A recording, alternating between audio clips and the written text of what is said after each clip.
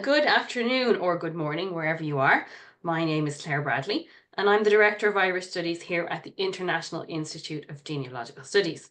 Our website is genealogicalstudies.com, and this is the virtual meeting for Irish Studies in June 2025. We're recording it on the longest day of the year if you're in the Northern Hemisphere. As usual, I just want to check before we start, do we have any questions or comments about current coursework? If not, there'll be a chance after I stop the recording as well to discuss this. Yes, I had a question, Claire. I noticed on the Irish courses online, it looks like the advanced courses are updated, or at least I see your name on them, but the intermediate, at least when I last checked, were not. So is that the case? And if so, or can you take the advanced courses before the intermediate? Would that be a problem? It wouldn't really be a problem, but it would be probably better to take them in the right order. But the reason you're seeing that is that I have done an update of all the courses, but we're still in the editing process of them all. So we've got a small team of editors working. So I did the first draft of the update, and then I sent it back to the team. And of course, they're not just working on updating the Irish courses, they're working on updating all of our courses. And so as they get through each one, they send it back to me for some other revisions sometimes, and then they get ready to publish it online. So the process is a little bit slow. But if there's a particular course you are interested in, can you let me know and I will double check when we're going to be releasing that one. Okay, so you're saying that no other courses are updated yet except for the civil records? I mean, in terms of being able to purchase them or take them. Are there No, any other updated courses besides the basic ones that are ready to take? I believe, do you know what? I'm not 100% sure. So let me double check with you and we'll drop you an email during the week. Is that okay? All right, I don't want to say that's the fine. wrong Thank you. thing. Yeah, okay, thanks. Okay. Great. Let me just make a quick note of that and then we will start.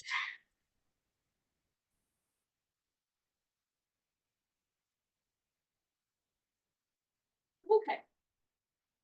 So today's topic is by popular request. Which of our subscription sites is best for Irish research? Now, I thought this was a great idea for a topic. Of course, we would love it if there were free things that we could use all the time, but that's not always the case.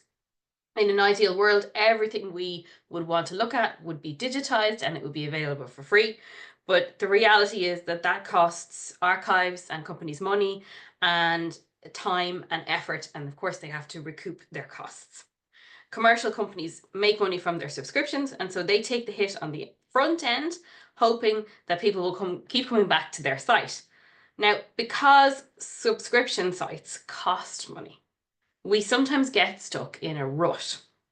We end up with a subscription to just maybe one site all the time, and we forget to look at the other ones. And we also forget to check what's available for free. But today we're focusing on what's not available for free, but is available for money.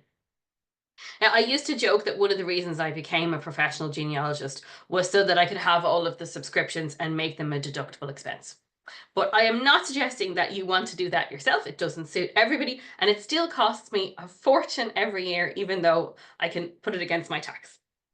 So how is best to manage your budget? Today, we're going to look at what's on the different commercial sites for Ireland, and I'll tell you my strategies for maximizing your reach.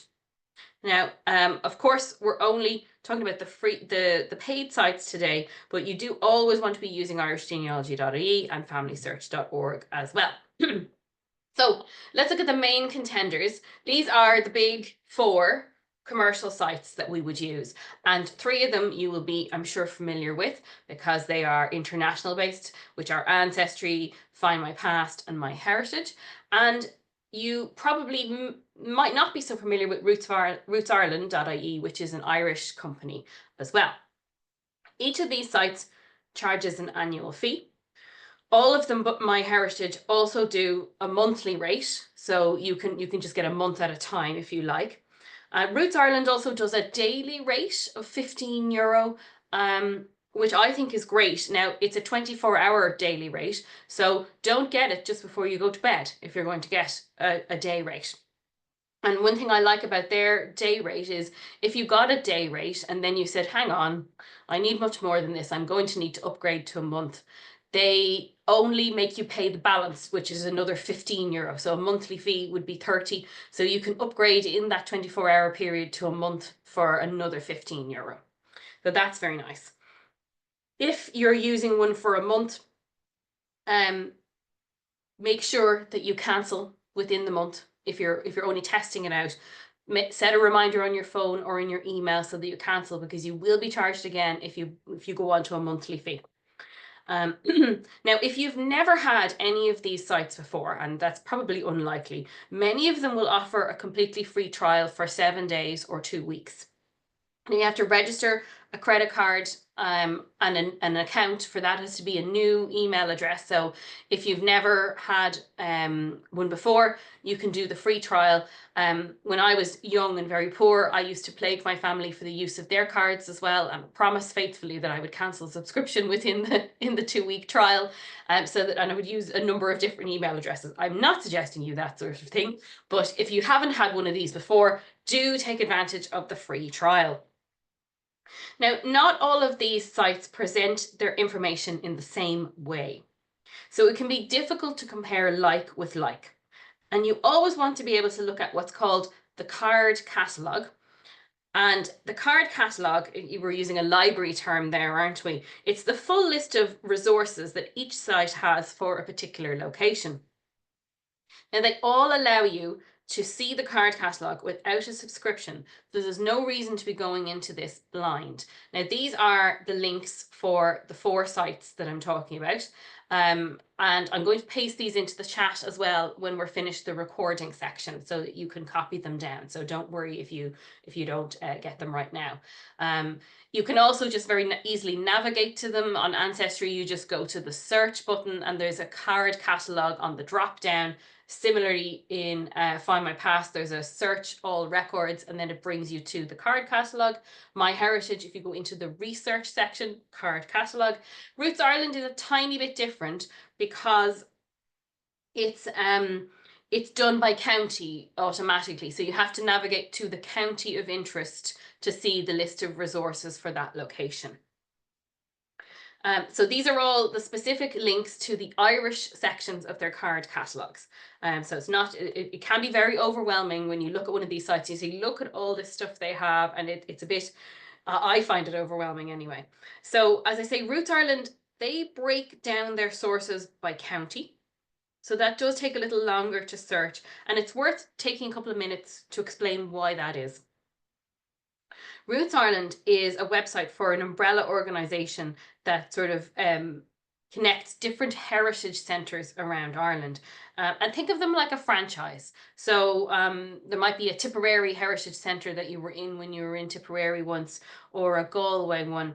Now, some counties have more than one heritage centre, and that's because they're big counties and maybe they decided it was worth having 2. So Galway, Tipperary, Cork, and Dublin have 2 different heritage centres. So they have 2 different sections on the Roots Ireland website. So there's a South County Dublin, which covers the area below the city and down to towards Wicklow.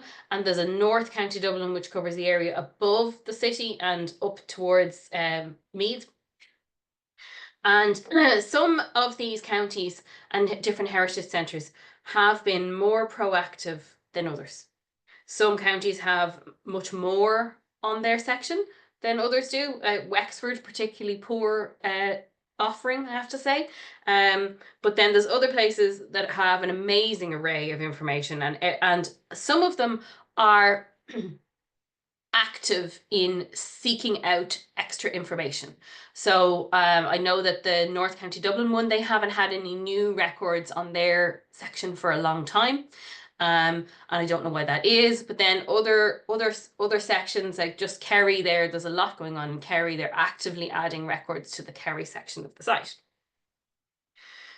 Subscribing to their free newsletter will keep you apprised of any new resources that come available for any section of the website.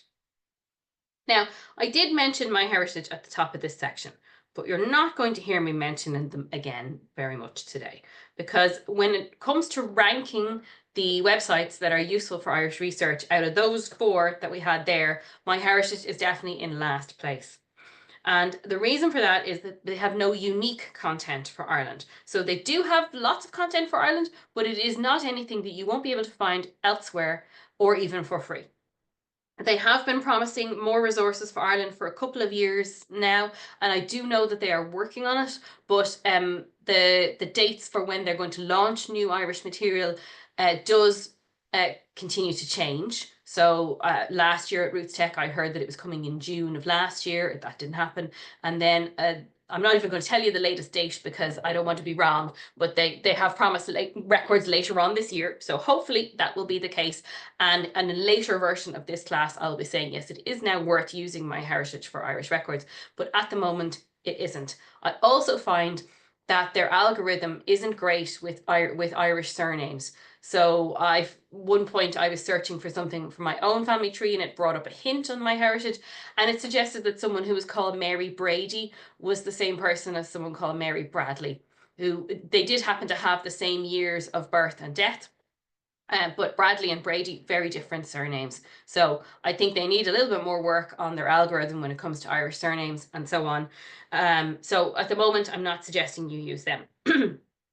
Now, there is also quite a lot of duplication. You heard me say there that MyHeritage has some things that are free, and there's a lot of duplication across the sites. Most of the sites that I'm talking about will have material that is either freely available from the National Archives of Ireland, such as the 1901 and the 1911 census. Information that comes from the National Library of Ireland, like the Roman Catholic parish registers, or something that was originally microfilmed by Family Search in the 50s, 60s, and 70s and has now been digitized. And then a good example there would be the civil registration indexes.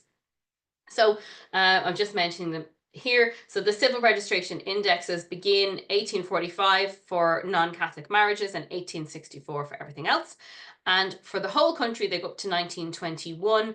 And for the non-Northern Ireland part of the country, the 26 counties that are the Republic, they go up to 1958. Those records were microfilmed by the LDS when they came to Ireland in the past, and they used 1958 as the cutoff point. We know, of course, those records do go on past that, but they're not available on the indexes beyond that date. So they microfilmed those. They originally put them up on their own site in 2009, and they have since licensed the indexes, so you will find them on Ancestry and on Find My Past. Now, in theory, because they've licensed them, they should be exactly the same, but I did a little study on one of my lesser known surnames in my family tree, and I found some minor differences. So I found a couple of extra records here and there on each site. So if you were doing a one name study, it definitely would be worth checking across them. And of course, we'd use Irish genealogy as well.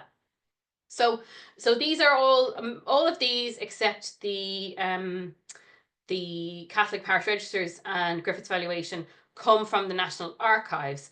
Griffith's valuation is in many different, the original maps and the records, because they were a published material in the past. When it was originally done, the material was published in book format. So there's more than one place that you'll find Griffiths. So pretty much all of these sites will have most of these things in some format or another. Now, Roots Ireland's a bit of an exception there because that is more localized. They may have, an organization may have in the past gone, you know what, we're going to do the 1901 census for our county. And that would be before the National Archives had it even. So some of it has been superseded. One thing to say about Roots Ireland is that there are no images. Everything is just a transcription. So we know in genealogy that the gold standard is always a transcription, and then we can see a digital surrogate of the original image so that we can check that the handwriting has been correctly transcribed. And Roots Ireland doesn't have that. They do link, so the Roman Catholic parish registers that are in the National Library, they do link to their to them when you're using that section of the website. But often what's on Roots Ireland will go much later for Catholic parish registers than what's on the National Library. The National Library cuts off about 1880 or 1881 for most of the country, but for Dublin, it tends to go up to 1900. That's just because much more people in Dublin, it's much harder to find people in Dublin. In many cases, the Roots Ireland will have gone back to the parish and said, can we just transcribe more years of your record? So in some cases, you'll get up to 1920 on Roots Ireland. And again, it varies from county to county, so you want to have a little look at that yourself. So you might say, why would I search for these things on paid sites if they have them for free elsewhere? And that's a very good point. Now, there are reasons to do so. I admit that most of the time I search the 1901 and 1911 census on the National Archives website as my first instance. But if I can't find somebody, perhaps I haven't thought of all the variants of their name, either their first name. One I have to admit I'm always guilty of is I'm looking for people called Margaret. And I remember that sometimes Margaret is spelled Magret, as in the way we pronounce it, Margaret, not Margaret. But I sometimes forget to check for Maggie, which is a really common diminutive for Margaret. So if you were searching the census on Ancestry or any of these sites, it's going to give you those variants of the first names. It's going to give you those variants of the surnames in perhaps a better way than the National Archives website will do that for you. So you also can search on most of these websites for two names together. So say you've got a really common name that you're looking for, like Patrick Murphy, but you also know that Patrick had a daughter called Esmeralda. Well, you can search for those two names together on the census. On Ancestry, you can search for them on MyHeritage, two names. Find My Past, you can search them for two names together. So that's a really useful thing to be able to do. Now, some of these sites that I'm talking about will have free collections that belong to Ireland. So for example, Find My Past does have transcriptions of the Catholic parish registers. And so these were done in conjunction with Ancestry. They collaborated on this. So when they launched the National Libraries collection, which are just images, the two companies got together and they transcribed them in a very short amount of time. Something like 3 months from what I remember. And many people would say that they had sacrificed quality for speed. So you will see the same errors, but the difference here is that on Ancestry, you pay as part of your subscription to see that particular collection, whereas on Find My Past, you don't have to pay to search that collection. They've committed to keeping it free. So while you do need to register a free account, you don't have to have an active subscription to search the parish registers on Find My Past. So there's little things like that in play. All of these duplications, a reason that you might search on more than one site for them is because they'll have indexed them differently. They will have a different search algorithm. So you might say, I really like Ancestry's algorithm. I'm going to do my main searching on there. And someone else might say, well, do you know what? I much prefer Find My Past search engine. So, but you will find little different things here and there. And I find that useful, particularly when I am not finding what I'm looking for. I go, I'm going to try it on another site and see what happens. It happened to me recently. This is an example from English records, but it's worth pointing out. I was searching for someone who was called Walters, Walters, and I wasn't finding her. She definitely should have been in the 1891 census in Liverpool. No sign of her. And I thought, this is a bit weird. So I was searching on Ancestry for her. And I hopped over to Find My Past, and I found that we found her there, and they had indexed her as Wallers, Wallers. But when I had the search surname variants box ticked, it found her. And I had enough information to know, oh, that's definitely the right person that I'm looking for. And then once I knew what they had transcribed her as, I was able to find her then on Ancestry. So that was a really good reason to try more than one site. Now, another category of records that you will see duplicated are items that were originally digitized by one company for a period of exclusivity, and then that exclusivity has finished now, and they will appear on another place as well. So a good example here is when Find My Past started to launch around 2009, 2010, 2011. They were quite aggressive in pursuing collections that were not currently online, and they did some great work, particularly with these three types. These three collections: the prison registers for Ireland, the workhouse records, and the landed estates court, which is also known as the encumbered estates court. So all three of those were originally on Find My Past for an exclusive period, and that period has now ended, so you can now find them on Ancestry as well. But how these things are indexed are different. So you always want to check that they are the same thing. So they might not have the same name on different sites. So prison records, for example, they are going to be called prison registers. But excuse me, I'm a bit croaky. The landed estates court has different names. So here is the example of the text from Ancestry. So they're calling it Ireland Encumbered Estates 1850 to 1885, and they have the historical context. And here's what they call it on Find My Past. They call it the Landed Estates Court Rentals, and it's the same years, 1850 to 1885. Now that's the same data set. That's the same records. You're going to get the same information in it. But to someone who doesn't know anything about the context, they might think they were different things. So that's very important. Nomenclature is very important. And I have to say, when I was preparing this class and I was diving into the 3, 4 catalogues to see what do they have, I found, in my opinion, that Find My Past was significantly clearer in their titling of a collection. Whereas Ancestry can be quite vague. One of the worst examples I saw of Ancestry is there's a book.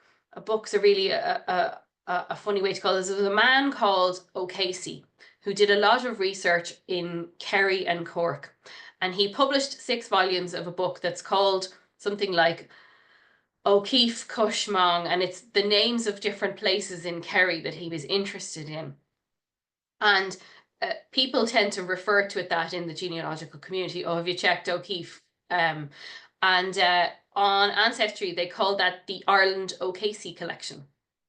And it's very vague about what it is. So, you know, I think Ancestry needs to do some hard work on titling their collections better. That's what I'm telling them. So I have pulled out some examples of what's good in different places. And this is definitely an area where I want you to go off and do your own research. Ancestry. They have quite good medical records on Ancestry. So they have done a deal with the Royal College of Physicians in Ireland. So they have records about doctors. They have some medical trade directories. They have some patient records. Now, they're very limited, so don't get too excited there. But they're exclusive to Ancestry at the moment. So they're probably in a period of exclusivity. And I would expect that maybe in a couple of years that will elapse and we might see them on some of the other sites as well. They also have the Guinness archive. So the Guinness family obviously are noted brewers, but they were also great philanthropists and they were good employers in a time that when many people were not good employers. So having a job at Guinness's was considered a very good job, a job for life where you were going to get a pension and your family would be looked after. They also built social housing, which my family personally benefited from. My great-grandmother, her husband died when he was quite young, and she was left with 4 children and really very hard times. And she applied for and got an apartment in the Ivy Trust, which was the Guinness family title. They eventually became peers. Their title is Ivy, the Earl of Ivy.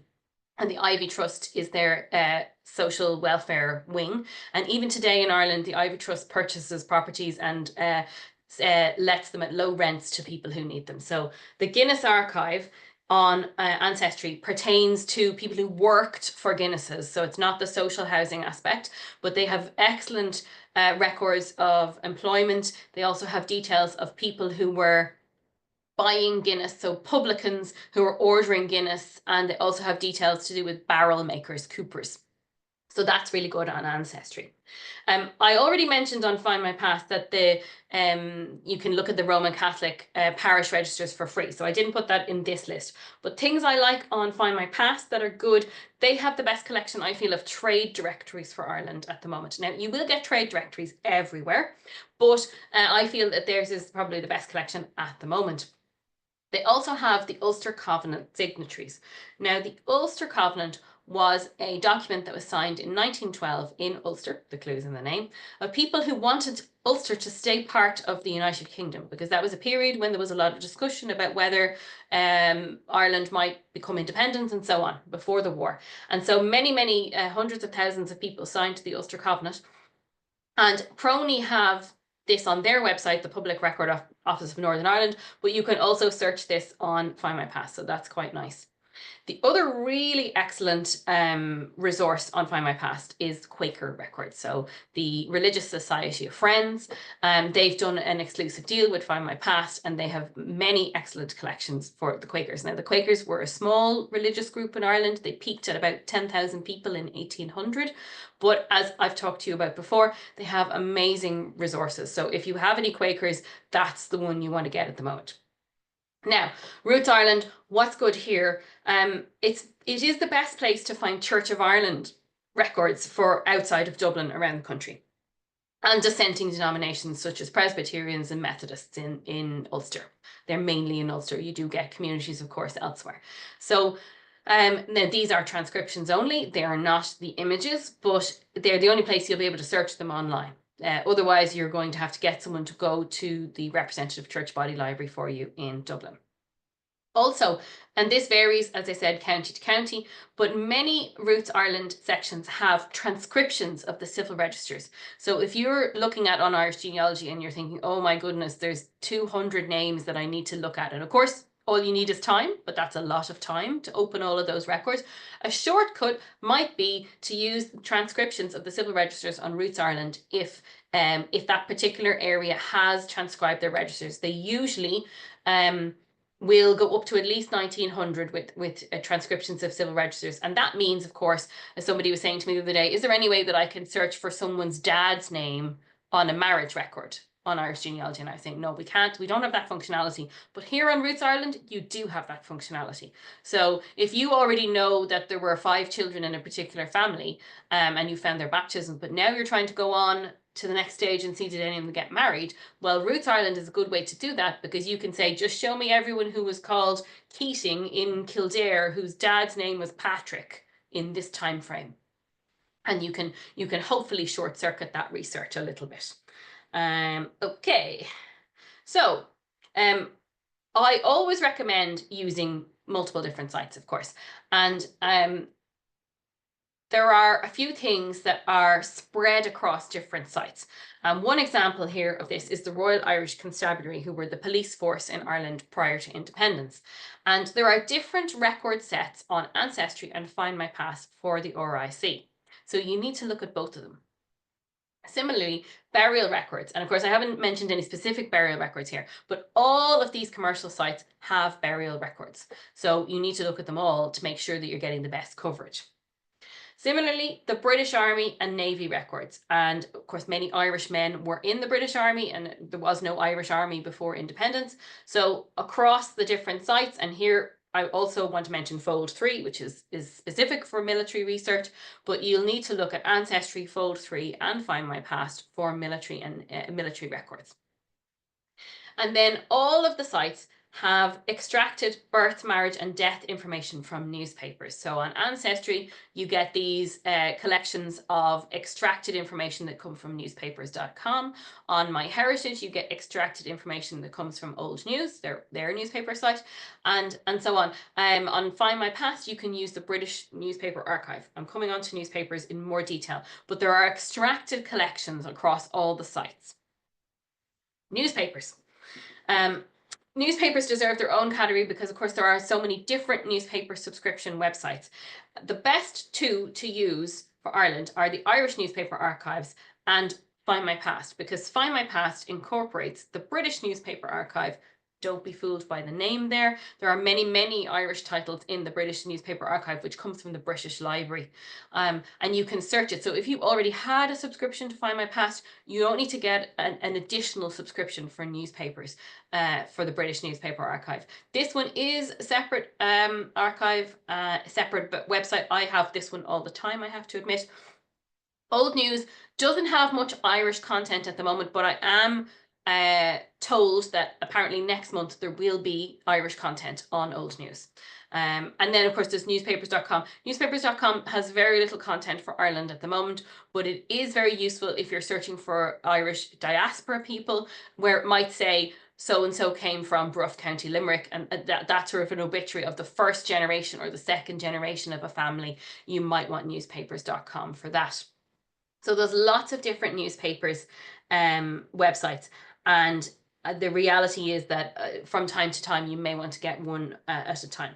So I promised you a strategy on how to use all of these sites, and here it is. It's use them all, but 1 month at a time.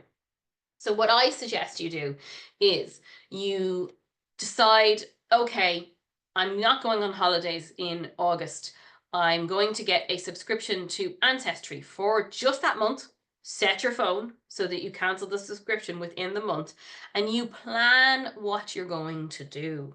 So you're not going to get it and go, oh, which family am I going to work on now? Oh, they don't have any records for Galway here. That's not what you're going to do. You are going to make a strategy before you take out your credit card of what you're going to search, who you're going to search, and when you're going to search. And you're going to make sure that the site that you pick for that month has at least got the period of interest and the place of interest involved. Now, when you are doing a strategy like this, what you want to make sure that you do is, of course, you might be adding things onto your tree if you have an Ancestry subscription and so on.